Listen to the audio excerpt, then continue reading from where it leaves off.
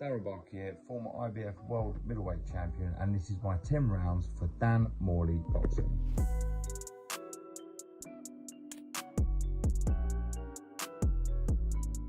I mean, there's so many to choose from. When my brother beat Bobby Ward in the amateurs, that was special. That was a special moment for him and the rest of the Barker family. Frank Bruno versus Oliver McCall at the old Wembley Stadium, that was special. I just remember looking around thinking, wow, this is incredible. The energy and the atmosphere before Mayweather Pacquiao was something else. And also, I went to Nigel Benn versus Nicky Piper. I remember bunking in with my old man, my uncle and my granddad. So yeah, there's some standout moments for me. It's a tough one to answer this, very tough one, because yes, I did have a good amateur career. Well, I went to every major tournament bar the Olympics. And representing your country is a tremendous feeling. Just a quick story, anyone who's represented England will know this, but in football you get a cap, you know. In boxing you get an England vest, and before your fight there'll be a team meeting and you're presented with your vest, and that's a very, very special moment. I enjoyed competing in the tournaments, I enjoyed winning, but I think as a professional, competing over 12 rounds, fighting for major titles on big networks in front of big audiences, that takes some beating. Yeah, body shots are horrific, and the one I suffered against Daniel Gill in that 6th round in Atlantic City wasn't nice at all. Instant pain. Usually you get a delayed reaction with body shots, but I didn't have it on this occasion. Terrible pain, but somehow rose to my feet. I finished the fight strong, but yeah, terrible. Hard body shots. Do your sit-ups.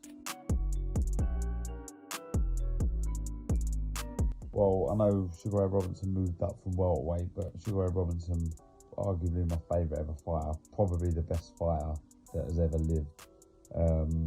Marvin Hagler, he was the first ever holder of the IBF world title. Carlos Monzon, another great fighter. Yeah, take your pick. Probably, look, I know he was a world, but Robinson for me, the greatest of all time. Two greatest middleweights of my era certainly would be Sergio Martinez and Gennady Golovkin. Two completely different fighters. Martinez very slick, nimble, explosive, quick,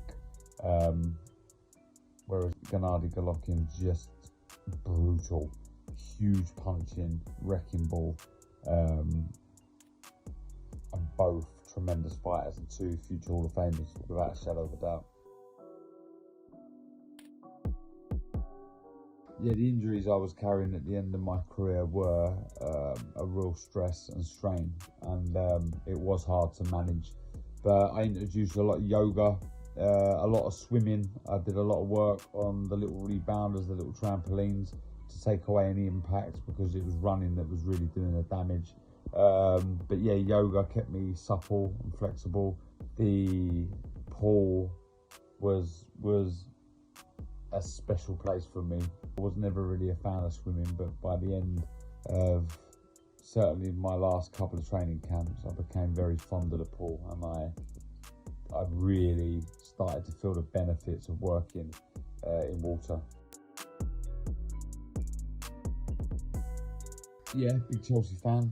My favourite era was, you know, the height of JT, Lamps, Drogba, Joe Cole, all that crew, Ashley Cole, just winning titles constantly.